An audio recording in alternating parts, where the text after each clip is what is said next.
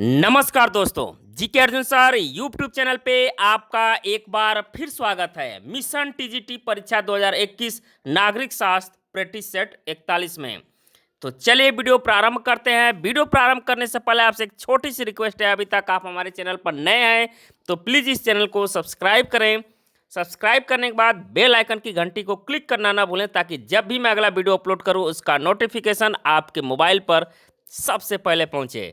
तो चलिए वीडियो प्रारंभ करते हैं।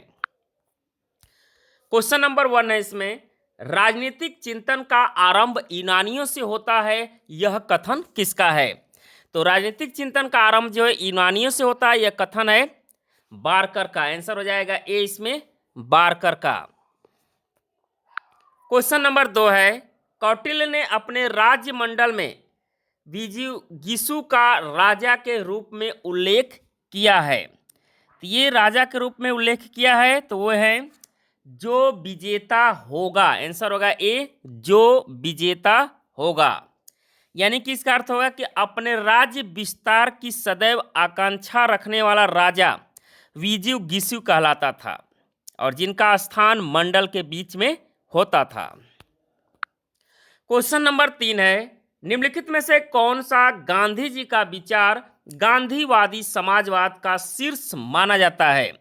तो गांधी जी का विचार जो है गांधीवादी समाजवाद का शीर्ष माना जाता है, तो ये माना जाता है सर्वोदय। आंसर हो जाएगा डी, सर्वोदय। क्वेश्चन नंबर 4 है, किस हिंदू शास्त्र में यह कहा गया है कि यद्यपि राजा इंसान है फिर भी उसे किसी से नफरत नहीं करनी चाहिए, क्योंकि वह मनुष्य के आकार में एक ईश्वर है? तो वो कहा था मनुस्मृति में। किस शास्त्र में कहा गया है? ये मनुस्मृति में कहा गया है। क्वेश्चन नंबर 5 है, किसने कहा उन कानूनों का पालन करना जिन्हें हम स्वयं अपने लिए बनाते हैं स्वतंत्रता है? ये किसने कहा था? तो ये कहा था रूसो ने। आंसर हो जाएगा ए, रूसो ने। क्वेश्चन नंबर 6 है, निम्न में से किसने सर्वोदय को जन समाजवाद कहा है? सर्वोदय को जो है जन समाजवाद कहा है, तो किसने कहा ये?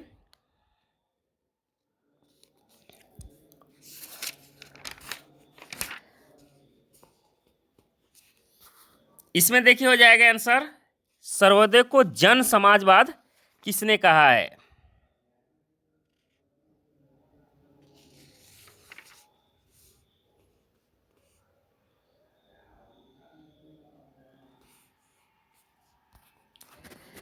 जयप्रकाश नारायण हो जाएगा इसमें आंसर। सर्वोदय को जो है जन समाज, तो जयप्रकाश नारायण इसमें आंसर हो जाएगा।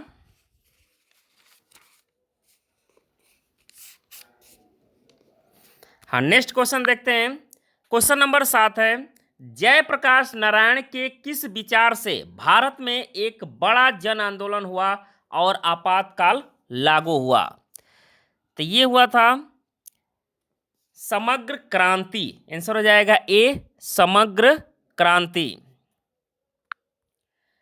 क्वेश्चन नंबर 8 है, गांधी जी में समाजवाद का विकल्प है। तो गांधी जी में समाजवाद का विकल्प है, दिया है अहिंसा, न्यासधारता, पंचायती राज और सत्य।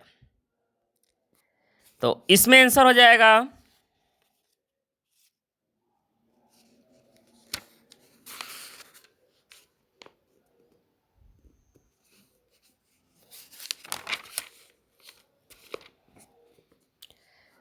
न्यासधारिता या प्रन्यास कहा जाता है, इसमें आंसर बी होगा।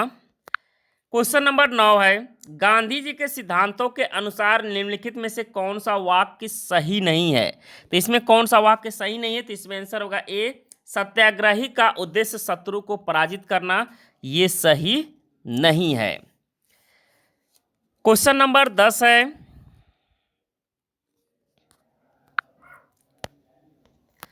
अंतरराष्ट्रीय राजनीति में यथार्थवादियों को तामस पुत्र और आदर्शवादियों को प्रकाश पुत्र की संज्ञा किसने दी थी? तो इसकी संज्ञा किसने दी थी? तो इसमें आंसर हो जाएगा सी, नाई बहर ने। आंसर होगा सी, नाई बहर ने। क्वेश्चन नंबर 11 है, स्वराज हमारा जन्मसिद्ध अधिकार है और हम इसे लेकर रहेंगे, यह नारा किसने दिया? तो यह नारा दिया था तिलक ने। तिलक द्वारा यह नारा दिया गया था 1916 में लखनऊ के जो कांग्रेस अधिवेशन हुआ था। क्वेश्चन नंबर 12 है, डेविड एप्टर के अनुसार निम्नलिखित में से कौन सी राजनीतिक विश्लेषण की महत्वपूर्ण परंपरा नहीं है?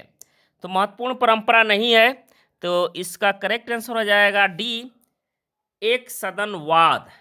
एक सदनवाद जो है राजनीति विश्लेषण की महत्वपूर्ण परंपरा नहीं है। क्वेश्चन नंबर 13 है, द्वितत्वीय सिद्धांत का प्रतिपादन किया गया था। द्वितत्वीय सिद्धांत का प्रतिपादन किया गया था, तो ये प्रतिपादन किया गया था हर्ज़बर्ग द्वारा। आंसर होगा डी, हर्ज़बर्ग द्वारा। क्वेश्चन नंबर 14 है, अंतर्राष्ट्रीय राजनीति में यथार्थवादियों को तामस पुत्र और आदर्शवादियों को प्रकाश पुत्र की संज्ञा किसने दी थी? तो ये संज्ञा दी थी नाई बहर द्वारा। क्वेश्चन नंबर 15 है, तिलक को भारतीय अशांति का जनक की संज्ञा किसने दी?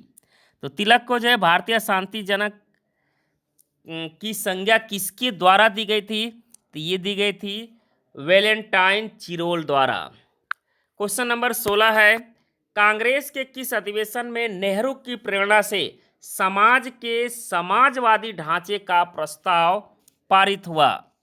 तो ये पारित हुआ था अवार्डी अधिवेशन 1955 में।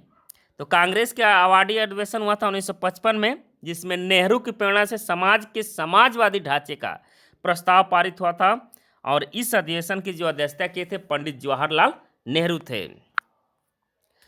क्वेश्चन नंबर 17 है,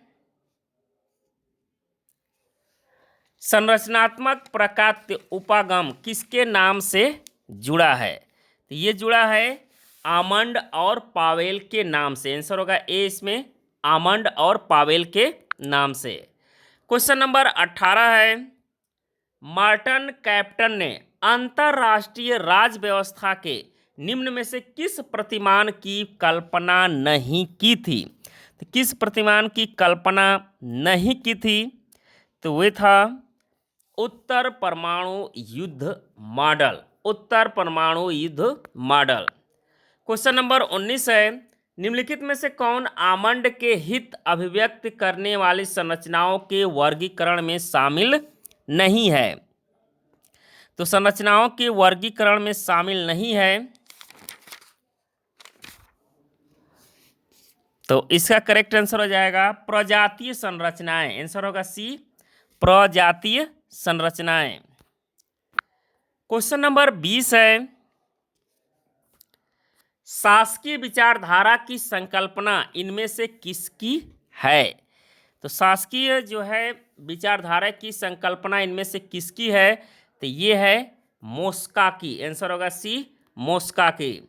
क्वेश्चन नंबर 21 है, इनमें से किसे वैज्ञानिक प्रबंध का पिता कहा जाता है? इनमें से किसे वैज्ञानिक प्रबंध का पिता कहा जाता है? तो वैज्ञानिक प्रबंध का पिता कहा जाता है किसे?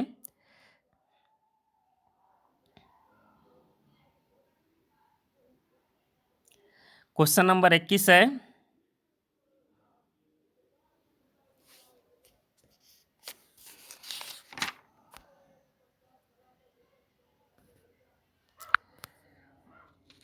वैज्ञानिक प्रबंध का पिता। देखिए इसमें आंसर हो जाएगा F.W. Taylor. F.W. Taylor. Question number 22 है, सेबाइन कहता है कि आंग्ल भाषा भाषी जातियों ने जितने भी राजनीतिक दार्शनिकों को जन्म दिया है उनमें से कदाचित महानतम लेखक हैं। तो उनमें से जो है कदाचित महानतम लेखक कौन है? तो इसमें आंसर हो जाएगा हाफ्स, बी आंसर होगा। क्वेश्चन नंबर 23 है, इनमें से किसे वैज्ञानिक प्रबंध का पिता कहा जाता है? FW Taylor. 2 बार ये क्वेश्चन आ गया है। क्वेश्चन नंबर 24 है, निम्नलिखित में से किस एक सिद्धांतवादी ने कहा है, मैं समस्त मानव जाति की एक सामान्य प्रवृत्ति, एक के बाद दूसरी शक्ति प्राप्त करने की शाश्वत तथा अनवरत अभिलाषा को प्रस्तुत करता हूं, जो केवल मृत्यु के साथ ही समाप्त होती है। तो ये कहा था हाब्स द्वारा। आंसर हो जाएगा ए हाब्स। क्वेश्चन नंबर 25 है और अंतिम क्वेश्चन है, इनमें से किसने कहा था कि ज्ञान शक्ति है? तो वो कहा था बेकन ने। आंसर हो जाएगा इसमें बी, बेकन ने। तो ये थे क्वेश्चन आज के लिए। तो उम्मीद करता हूं कि वीडियो आपको पसंद आया होगा। पसंद आया तो इसको लाइक करें, अपने दोस्तों के अधिक से अधिक शेयर करें। धन्यवाद दोस्तों। जय हिंद, वंदे मातरम। मिलते हैं फिर अगले वीडियो में।